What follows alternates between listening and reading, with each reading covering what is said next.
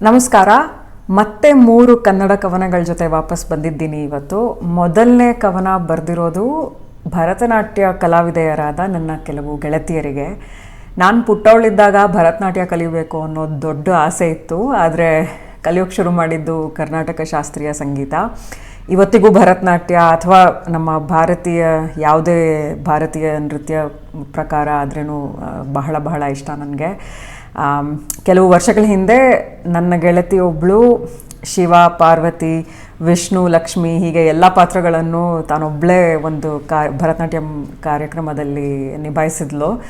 ತುಂಬ ಚೆನ್ನಾಗಿತ್ತು ಆ ಕಾರ್ಯಕ್ರಮ. ಆ ಸಂಜೆ ನಾನು ಮನೆಗೆ ಹೋಗಿ ಅದೇ ಗುಂಗಿನಲ್ಲಿ ಬರೆದ ಒಂದು ಕವನ ಇದು. ನಿನ್ನ ಬೆರಳ ತುದಿಗಳ ಕೆಂಬಣ್ಣದಲ್ಲಿ ಕಾಲಭೈರವನ ರೌದ್ರ, ಪಾರ್ವತಿಯ ಲಾಸ್ಯ ಲಜ್ಜೆ. ನಕ್ಷತ್ರಗಳಿಗೆ ದನಿಯಿದ್ದರದು ನೀ ತೊಟ್ಟು ನುಡಿಸುವ ನೂಪುರ ನಾದದಲ್ಲಿ. ನಾದಧಾರಿಣಿ ಲಯ ತಾಳ ಗತಿಗಳು ನಿನ್ನ ಪಾದದಲ್ಲಿ. ಅರೆಕ್ಷಣದಲ್ಲಿ ಭುವಿಯ ಮೆಟ್ಟಿ ಜಿಗಿದು ಮರುಕ್ಷಣದ ಹಗುರಾದ ಹೆಜ್ಜೆಯ ಅವನಿ ಚುಂಬನದಲ್ಲಿ. ಭಾವರೂಪಿಣಿ ಭಾವಮಹಾನಿಧಿ, ಸಮಯವನ್ನೇ ಹಿಡಿದು ನಿಲ್ಲಿಸುವ ನಿನ್ನ ಸ್ನಿಗ್ಧ ಸುಂದರ ಕಣ್ಣ ಹೊರಳಿನಲ್ಲಿ, ಅವು ಸೂಸುವ ಶೃಂಗಾರದಲ್ಲಿ. ಅದೇ ನಯನಗಳು ನುಡಿಯುವ ಅದ್ಭುತದಲ್ಲಿ, ಉಲಿಯುವ ಶಾಂತದಲ್ಲಿ. ಕಮಲಗಳರಳುತ್ತವೆ ಪದ್ಮದೆಸಳುಗಳು ನಿನ್ನ ನೀಳ ಬೆರಳುಗಳು. ಹಂಸ, ಮಯೂರ, ಗರುಡ, ಮತ್ಸ್ಯ, ಕೂರ್ಮ, ತ್ರಿಶೂಲ, ಪತಾಕೆಗಳೆಲ್ಲ ಮುದ್ರೆಗಳಲ್ಲಿ. ನಿನ್ನೆಲ್ಲ ಭಂಗಿಗಳಲ್ಲಿ, ಅವುಗಳ ಲಾಲಿತ್ಯ ರಮ್ಯತೆಗಳಲ್ಲಿ ಅನಂತ ಲೋಕಾಂಕುರ. ನಿಲುವಿನ ನವಿರು ರೂಪಾಂತರದಲ್ಲೇ ಸ್ತ್ರೀ ಪುರುಷ ರಕ್ಕಸರಾಗಿ, ಸೃಷ್ಟಿ ಸ್ಥಿತಿ ಸಂಹಾರಗಳ ಅಧಿದೇವತೆಗಳಾಗಿ, ಸೃಷ್ಟಿ ಸಮಷ್ಟಿ ರಸ ಸೌಂದರ್ಯವೆಲ್ಲ ಚಲಿಸುವ ಬಿಂದುವಾಗಿ ನೀನಾಗಿ, ನೃತ್ಯನಾದದೆ ಮೈಮರೆತು ಭಾವ ಸಮಾಧಿ ಸೃಷ್ಟಿಸುವ ಮಾಯೆ ನಿನಗಿದೋ ಪದಪುಂಜ ಪ್ರಣಾಮ. ಎರಡನೇ ಕವನ ಇವತ್ತು ಓದ್ತಿರೋದು ಅರಬ್ಬಿ ಸಮುದ್ರದ ಹತ್ತಿರ ಅಂತ ಶೀರ್ಷಿಕೆ ಇರೋದು. ಇದು ಗೋವಾನಲ್ಲಿ ಅರಬ್ಬಿ ಸಮುದ್ರದ ಮುಂದೆ ಒಂದು ರಾತ್ರಿ ಕೂತಾಗ ಹಾಗೆ ಹುಟ್ಟಿದ ಕವನ. ಅರಬ್ಬಿ ಸಮುದ್ರದ ಹತ್ತಿರ. ಕಡಲು ಬಾನುದ್ದಕ್ಕೂ ಬಾನು ಕಡಲುದ್ದಕ್ಕೂ. ಸ್ವಲ್ಪ ಮುನ್ನ ಬಿಸಿಲು ಬಿದ್ದುಕೊಂಡಿತ್ತು ತೆಪ್ಪಗೆ ತೀರದಲ್ಲಿ. ಕಡಲ ಮೇಲೆ ಬಿದ್ದು ಛಿದ್ರಗೊಂಡಿತ್ತು. ಸೂರ್ಯ ಆಚೆ ದಡದ ಊರುಗಳನ್ನೆಬ್ಬಿಸಲು ಇಲ್ಲಿಂದ ಜಾರುತ್ತಾ ಮರೆಯಾಗುವ ಮುನ್ನ ಶಾಂತ ಜ್ವಾಲೆ. ಯಾವ ತೀರವನಿನ್ನೂ ತಲುಪದೆ ದೂರ ತೇಲುತ್ತಲೇ ಇರುವ ಒಂದು ನೌಕೆ.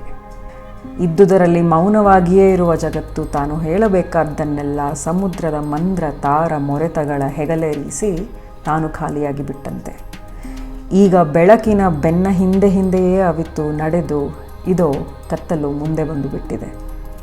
ಬೆಳಕು ಬಣ್ಣಗಳೆಲ್ಲ ಅದರಲ್ಲಿ ಕರಗಿ ಬೆರೆಯುತ್ತಿವೆ. ಈಗ ಅನಾಮಿಕ ಸೆಳೆತಗಳೆಲ್ಲವೂ ಎಂಥದೋ ಅನಿಚ್ಛೆಗಳಾಗಿ ಸುಪ್ತ. ದ್ವಂದ್ವಗಳೆಲ್ಲವೂ ಶಾಂತ ನಿರ್ದ್ವಂದ್ವದೆಡೆಗೆ ಹೆಜ್ಜೆ ಕಿತ್ತಿಡುವಷ್ಟು ಎಚ್ಚರ.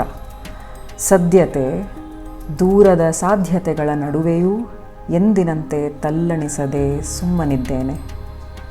ಯಾವ ನಿರೀಕ್ಷೆಯೂ ಇರದೆ ಭೂವ್ಯೋಮಗಳನ್ನಾವರಿಸಿದ ಈ ಕತ್ತಲನ್ನು ಉಸಿರಲ್ಲೇ ಬಗೆದು ಕೂತಿದ್ದೇನೆ.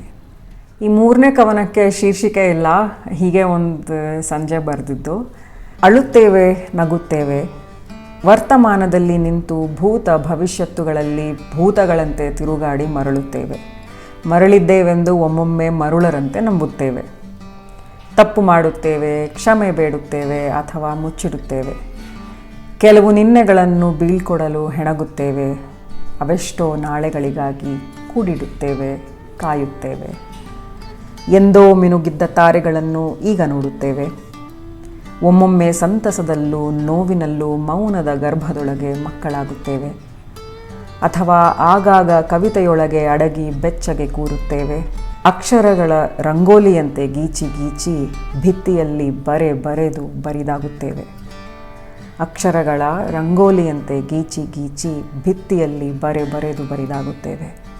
ರುಚಿ, ಸ್ಪರ್ಶ, ನೋಟ, ಹಸಿವು, ಗಂಧಗಳಿಗೆಲ್ಲ ಮಾರು ಹೋಗುತ್ತೇವೆ ಅಥವಾ ವ್ಯಥೆ ಪಡುತ್ತೇವೆ.